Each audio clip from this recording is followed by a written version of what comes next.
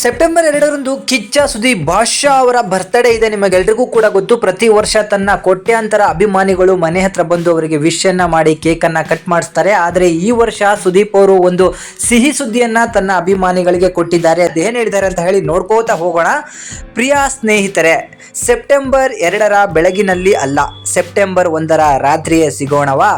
September 2ರಂದು ನೀವು ನನ್ನನ್ನು ಭೇಟಿ ಮಾಡುವುದಕ್ಕಾಗಿ ಎಷ್ಟು ಕಾಯುವಿರೋ ಅದಕ್ಕಿಂತ ಹೆಚ್ಚಾಗಿ ನಾನು ನಿಮಗಾಗಿ ಕಾಯುತ್ತೇನೆ. ಆ ದಿನ ನೀವು ಪಡುವ ಸಂಭ್ರಮ, ಆಚರಿಸುವ ವಿಡಿಯೋಗಳನ್ನು ನೋಡಿದಾಗ ಪ್ರತಿ ಸಲವೂ ನನಗೆ ಮರುಹುಟ್ಟು ಪಡೆದಂತಾಗುತ್ತದೆ. ನಿಸ್ಸಂದೇಹವಾಗಿ ನನ್ನ ಬದುಕಿಗೆ ಮೌಲ್ಯ ತುಂಬಿದವರು ನೀವು. ನಿಮ್ಮೆದುರು ನಿಂತು ವಿನಿತನಾಗುವುದಕ್ಕಿಂತ ಖುಷಿ ಏನಿದೆ?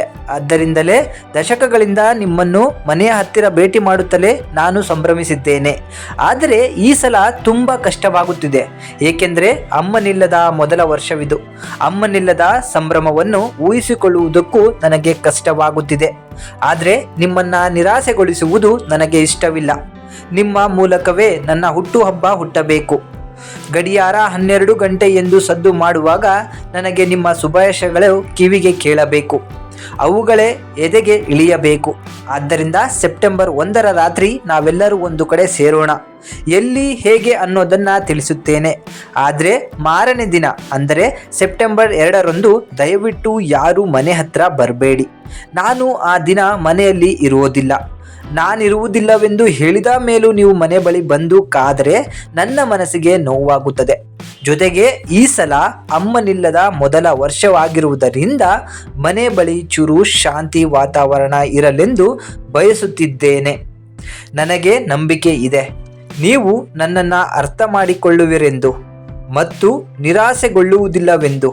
ಅದು ಬಿಟ್ಟರೆ ಪ್ರತಿ ವರ್ಷದಂತೆ ಈ ವರ್ಷವೂ ಸಾಮಾಜಿಕ ಸೇವೆ ಕಾರ್ಯಗಳು ಯಥಾಪ್ರಕಾರ ನಡೆಯಲಿವೆ. ನಿಮ್ಮ ಹಾರೈಕೆ, ಅಭಿಮಾನ ಮತ್ತು ಸಾಂಗತ್ಯವೇ ನನ್ನ ಬಹುದೊಡ್ಡ ಆಸ್ತಿ. ಸದಾ ನಿಮ್ಮ ಪ್ರೀತಿ ಇರಲಿ. ನಿಮ್ಮ ಕಿಚ್ಚ. ಇದು ತನ್ನ ಅಭಿಮಾನಿಗಳಿಗೆ ಸುದೀಪ್ ಕೊಟ್ಟಿರುವಂತಹ ಒಂದು ಚಿಕ್ಕ ಗಿಫ್ಟ್ ಅಂತಲೇ ಹೇಳ್ಬೋದು. ಅಭಿಮಾನಿಗಳು ಸೆಪ್ಟೆಂಬರ್ 1ರಂದೇ ಸುದೀಪ್ ಮನೆ ಹತ್ರ ಭೇಟಿ ಆಗೋಣ ಬನ್ನಿ.